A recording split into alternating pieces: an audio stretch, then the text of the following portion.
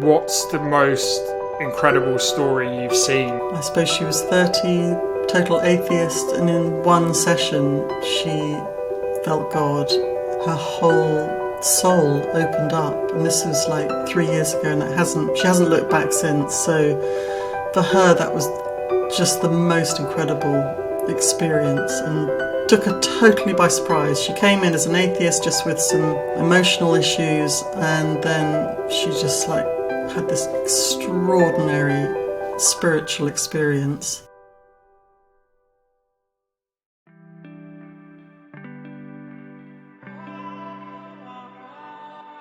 Today, we've got Lucy Pattinson on the show, who is the founder of Quantum Questions, and she's also a certified rebirthing breathwork coach. So she's going to be talking about why is it called rebirthing, and the breathwork she's going to be talking about is transformational.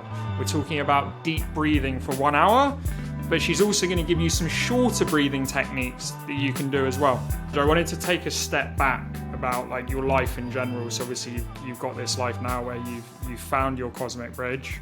What was happening before? Like, how did your life look before you found your cosmic bridge? Well, it depends how far back you go.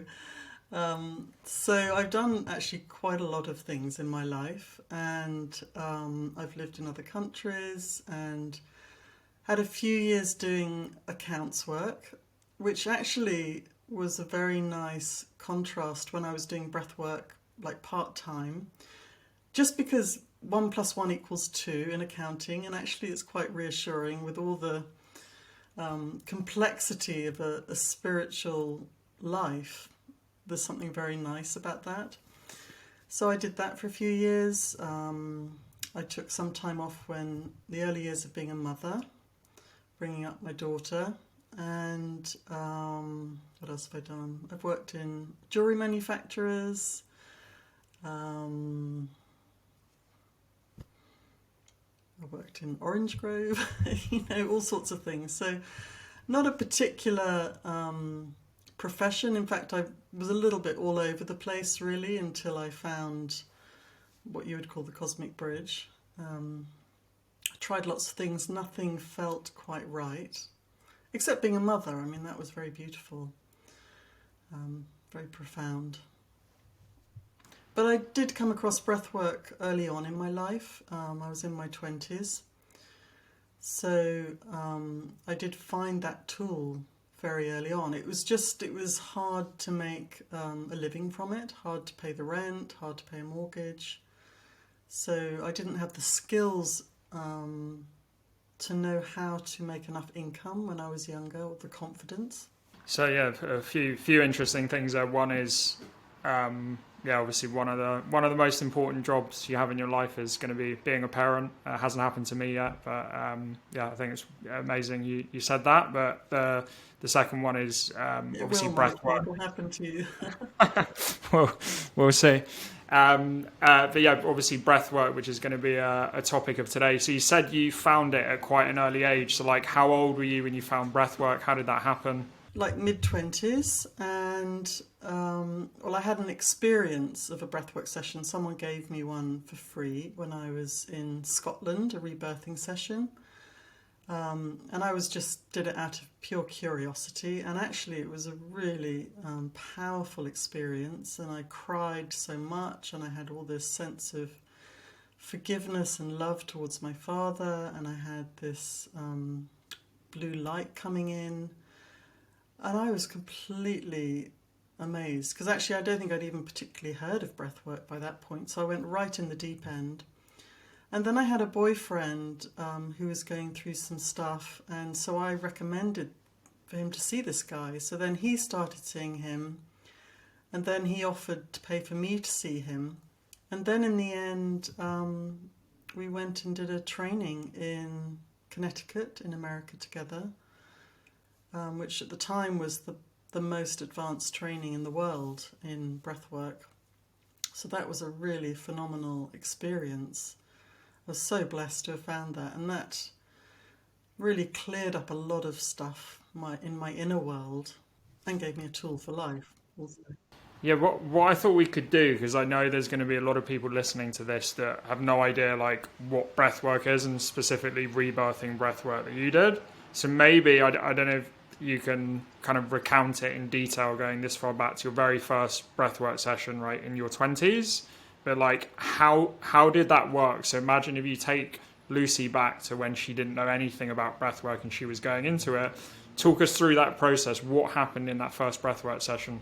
Yeah, although it's a very long time ago, actually I do remember it vividly, and also because I've practiced it myself so many times since, so I can recount it. So he started off by just asking me what was going on in my life, if there were any major concerns, and at that time it was around things around my father. So we talked about my father a little bit, and then I lay on my back and he got me to do a connected breath in and out through the mouth. And this was for over an hour, doing really full deep breaths in and out through the mouth. And he was very loving and present. So he was just guiding me through this breath, how to do it correctly, and correcting me if maybe I started making it weaker or... And then after probably about 10 minutes, it's sort of like it kind of took off on its own, the breath, almost like it had a life of itself. And that's when I started having these amazing connections, like sort of a light through the heart to my father, and just feelings of total love. And so... And then again, occasionally he asked me things, and I would then say what was going on for me, just in a couple of sentences, because it's actually quite hard to talk when you're in a breathwork session. But then he would say something back which related to what I'd said, that was always very loving. And he did an image of surrounding my father in blue light. When I said I was feeling the blue light, we then used that and surrounded my father in it, in like this blue love. So after about an hour of doing this very dynamic breath, lying on the back, then he said start breathing normally. So then I started breathing normally in and out through the nose, and it's felt like this kind of, not exactly vibrating, but tremendous energy in the body I could feel. And it was a totally new experience for me. I'd never had anything like it before. I wanted to kind of talk about the differences, because we all breathe on a daily basis, right? Like, breathing is part of life. I guess that's why it's a spiritual thing, because your breath is spirit, right? So when you do these breathwork sessions, what's the difference? Is it the length of time that you're breathing? Is it also the depth of the breath? How does it differ from like just normal breathing? Well, I'm sure many people will have heard the phrase conscious connected breathing. It's very fashionable these days. So really it's the consciousness, it's the awareness that's so important. So you can actually not even be breathing deeply, but if you bring awareness to your breath, it has power. And if you deepen your breath and bring awareness, it has more power. So I would say awareness is the most important thing. And second to that is breathing correctly. And third to that is breathing deeply and dynamically if you want to have a different kind of impulse breath. I mean, you can't breathe the rebirthing breath all day, every day. It just wouldn't work. That's not a natural breath. So that's a breath to use for like a power surge in your life, I would say. And why is it called rebirthing breathwork? Why is it given that name? Well, originally it was Leonard Orr was the founder of Rebirthing, and with Sandra Ray, the two of them, they practiced a lot before they launched it out to the world. And they were having a lot of experiences of recreating their birth, having birth experiences, and then they would try it on friends. A lot of their friends were having birth experiences. So that was the original reason for it, because it's like you're going through your birth again. Now, I've been doing this for a long time. I would say maybe 20% of people have a birth experience, and a lot of people don't. So it is only part of it. And also, I think rebirthing can mean you're rebirthing your life. It's like you're giving a new lease to your life. And so I still like the word. Yeah, 100%. And I can kind of tell my own experience here as well. So my first ever session I did was with Lucy, and I think when you do breathwork or rebirthing breathwork like we're talking here, it's not just you visualize being born out of the womb, which does happen to some people, but it's you feel like a new person. And I remember I was crying in that first session the same way you said you were crying, Lucy, and it was actually someone that died that wasn't a family member but I used to work with and was very close to, and I realized I didn't kind of grieve that. And then since then there has been instances where actual family members have been in hospital, and I've done breath work and been in a very bad negative like emotional state, and you come out of it and you do feel like a new person. So it's kind of being reborn like emotionally, mentally as well. So I think that's what you were saying, right, with rebirthing. It's kind of just being reborn like spiritually as well. Exactly. But there are people that genuinely do have birth experiences. I had one myself, and you do sometimes have this experience of like being crushed going through the birth canal if you had that kind of birth, and it's very, very obvious that someone is going through that. So that does genuinely happen too, but not to everybody. And I never really say to people this is going to happen, because then people expect it to happen and it doesn't always. So in fact, more often than not, it doesn't. Oh, interesting. So what you're saying is that you actually have a flashback to your literal actual birth that happened. Yeah, and it's very, very physical. It's like people can feel like they're being totally crushed, even though no one's touching them at all. They have this feeling like they're being crushed and squeezed, and it goes on maybe for like 10 or 15 minutes. And then they relax, and it's, they have the feeling they've re-experienced their birth. Whether they have or haven't, who knows? But that's the feeling that enough people have said that I believe it's true. And I felt it myself, so it's quite alarming in some ways. And I mean, this is a bit off topic here, but how do you think that process, because it doesn't really get talked about, and again, to give context about how I met Lucy, I read this book called The Cosmic Game by Stanislav Grof, and he does something called holotropic breathwork, which is similar but slightly different to rebirthing breathwork, and he talks around the actual process. Yeah, exactly. Being born is quite a traumatic experience, right, in itself. But a lot of people say, yes, things that happen to you as a child, traumas affect you, but people don't talk about the actual process of being born. So I was wondering if you had any opinion on the actual process of being born and like how that affects you. Yeah, I think it can be very traumatic, and particularly in the modern age, because mums don't really have the right teachers to teach them how to give birth correctly. I mean, there are sort of some attempts at it, but on the whole, mothers go in pretty stressed to a hospital environment. That's the typical thing. So, and also it is, it's pretty painful. You can't really get around that. And the baby is crushed. I mean, that is part of the process. It has to be crushed going down the canal. I mean, it's also a natural part of life, but that doesn't mean it's not traumatic. And so I think that it is something that needs clearing from many babies. And I think if you go back to like jungle births where you've got generations of women that know how to help a mother give birth, and you do it in a more natural way, then I don't think it would be that traumatic. But you're still going to be crushed. The baby still gets crushed. And then with your clients, do you find that by if they get a kind of traumatic birth, by reliving it, it gives them some kind of inner peace? Or Oh, definitely. And it's not something that I, in a way, make happen. It usually just happens. That's it. It's not something you can force to happen with a client. But when they have gone through that, for sure, they always feel lighter. They always feel like something's been lifted.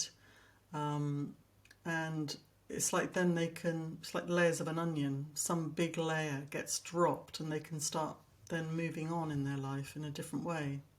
But it's usually a feeling of lightness. That's awesome to hear those experiences. So I wanted to come on to kind of the theme of this podcast, right? Which is the cosmic bridge, which I know you quite like the name. And essentially it's about connecting what your passion is with your spirit and your purpose and what we call kind of the material and the spiritual life. So what is your cosmic bridge, and how does breathwork fit into this as well? Do you know, really the ultimate cosmic bridge, I will get back to myself, is the soul. I mean, the soul is the ultimate cosmic bridge because it's your individual soul and the journey of that towards what I would call the universal soul. So really, if you follow the alignment of your soul, you're going to be on your cosmic bridge. So for me, I feel, I don't want to sound like, like it's totally made, my bridge is perfect, because life is constantly evolving. But I do feel right now I'm in as alignment as I can be right now. And I'm sure in 5 years' time I'll look back and think, oh, I wasn't actually totally aligned. But I'm doing the best I can with what I have right now, and I'm very passionate about what I do. I love it. And this is my life. So it is my current cosmic bridge, and I don't really see it changing much, but hopefully it will refine, strengthen, send me a lot further along the path of my soul. And now I'm trying to remember what your question was. What was your Yeah, no, question? it was just what is your cosmic bridge? So I know we've talked about breathwork, but I know breathwork isn't the only thing you do. There's kind of many projects you've got going on at the moment. Yeah, so I was very much just doing breath work for a long time and was feeling like it was time to embrace other things into that. And then I started working with a new teacher in Denmark called Vitananda, which really took me more on the yogic path. So that brought in a whole new way of looking at breath work, at looking at my life. And through that, myself and 2 other people, we formed a company called the Quantum Questions. And in that we run various programs, one of which is breath work. It's called the Breath of Life. But we also run something called the Who Am I series, and also a meditation course. And we do a lot of things, to be honest, Mikey. But breathwork is still, I suppose, my number one passion. But I do bring in different elements now. So I love the rebirthing breath also. I mean, that will probably never go away. But I do also do different breath work with people and for myself also. And I think the bridge keeps growing, complexity, and I have to keep growing with it. One of the things I wanted to talk about, because I imagine there's some people who were in your situation when, you said you're working like accounting, other things, before you actually decided to do this like properly full time as a profession. So when did you decide I'm going to go for this? I'm going to be a proper breathwork teacher and do this full time? Well, it was growing part-time. So I was working, I think, 3 days a week, and I was having clients maybe 2 days a week. And it was beginning to feel quite a lot. But I had quite a cushy, nice job in London doing accounts. Then I went to India and actually I got my head shaved, and it was a really spiritual journey.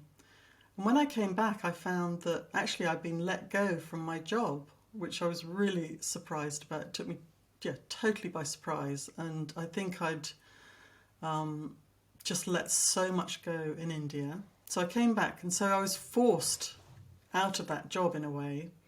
And I thought, right, I'm just going to go for it with breath work. So then I put a lot of energy into finding clients, and actually it happened extremely quickly. I would say within 6 weeks I was making the same financially as I was making with that job. I did groups very early on. which I love doing. There's very little money in groups, but I love doing them. I think it's really nice because it gives access for people that can't afford private sessions because they're obviously much cheaper. So I did that very early on. So that's what happened, and then I never looked back. I have never had to get a second corporate job since. That's awesome. Yeah, no, it's and you said you're still practicing breathwork, obviously yourself as well. You do it. You teach people how to do it. So like, and I think I've asked you this question before as well around like, you can't do this all the time. It's to people that haven't done this is like a very intense experience. It's something very difficult to describe. I totally recommend doing it. It was transformational for me. But as you said, it's something you can't do all the time. So like, how often do you do breath work? And if people get into it, how often do you recommend doing it? Well, I do breath work every day, but I don't do the rebirthing breath every day. I do pranayama every day. So I just do 15 minutes. And there is breath work that people can do every day, but not the rebirthing breath. That is so intense.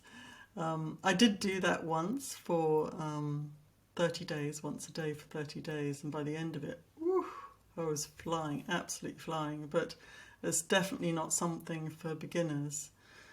But you can also just do like 20 connected breaths. Everyone can do that every day. And particularly if you feel stressed or anxious or anything, just take some breaths in. You can also just do some deep breaths. You really fill up your lungs, do a nice extended exhale. If you're talking about the rebirthing breath, when you're seeing clients, what's recommended is once a week. And so I would say if you've gone through the process of having 10 sessions with somebody, then you could do it on your own once a week. I would say that's enough because it's pretty intense breath. Yeah, I would agree from that, having done it myself. I just wanted to go back because I thought, people listening to this could actually start doing the 20 connected breaths that you talked about. So how do they do that? Is there like a number of seconds you need to breathe in and out? How could someone who's like listening to this and wants to feel a bit calmer and more at peace after the call do those 20 connected breaths? Yeah, well, I would say to do it in through the nose and out through the mouth. And what's important is to fill up your lungs. So it's however long it takes you to fill up your lungs. So for some it could be 3 seconds, for some it could be 15 seconds. So like that was what, 4 seconds maybe? And then you just do an extended exhale through the mouth. And then you just go again.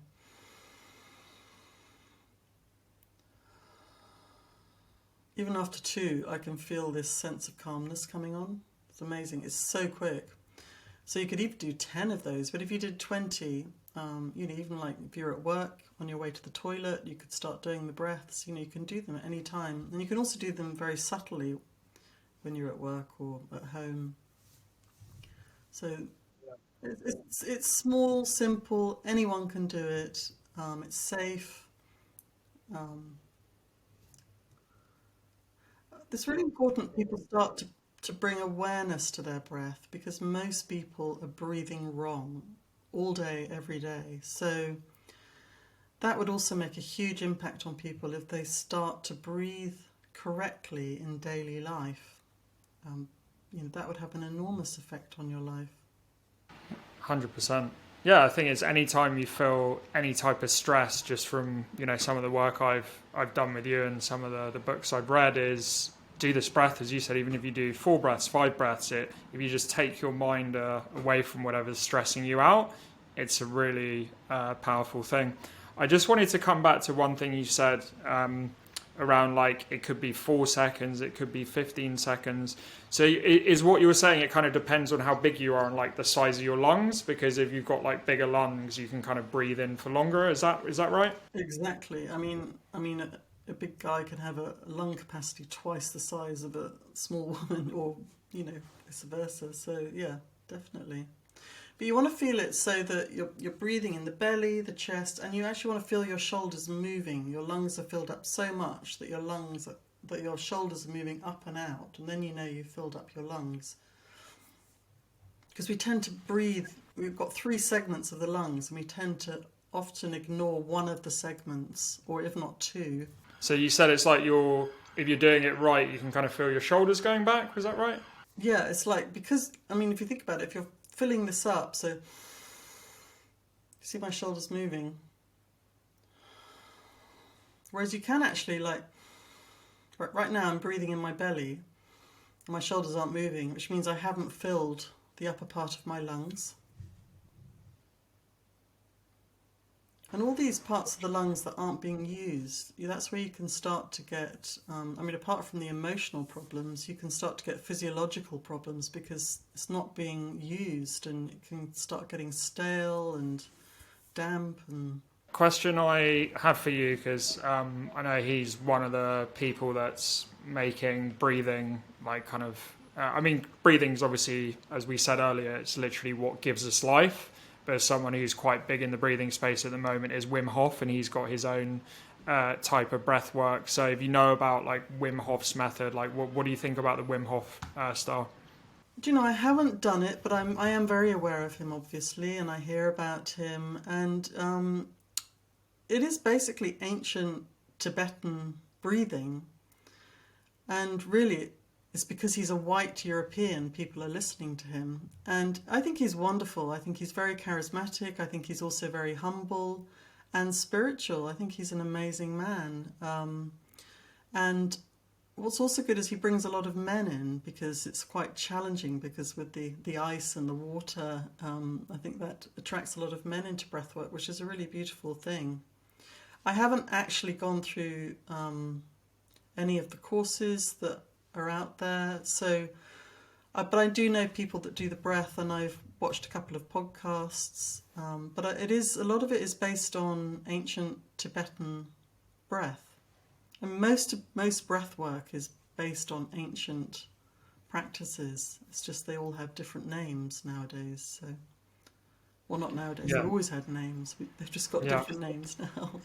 I guess two questions here, right? One is, from when you were in your 20s to like after doing breath work, how did your life change? And then the second one, like, how did your life change when you started doing it as a profession as well? Wow. Well, I would say I think the biggest impact was when I started having clients. But when I trained, it definitely lifted a lot of, I'd say, inbound family patterns which had been affecting my life. And I felt that through doing the breath work, it cleared a lot of that, so that I could move forwards. And I got married quite soon after my breathwork training, and and also I think my health improved, and I had a kind of toolkit for when things went wrong. I could come back to that. But I do think that the most powerful was when I started really doing it with a lot of clients, particularly when I was doing it full time. It was so transformative for me and for others, because you do have this tremendous connection with the people you work with, and that was a whole beautiful clearing process, which is still happening today. And it is learning to bring the divine in, which in itself is very transformative, obviously.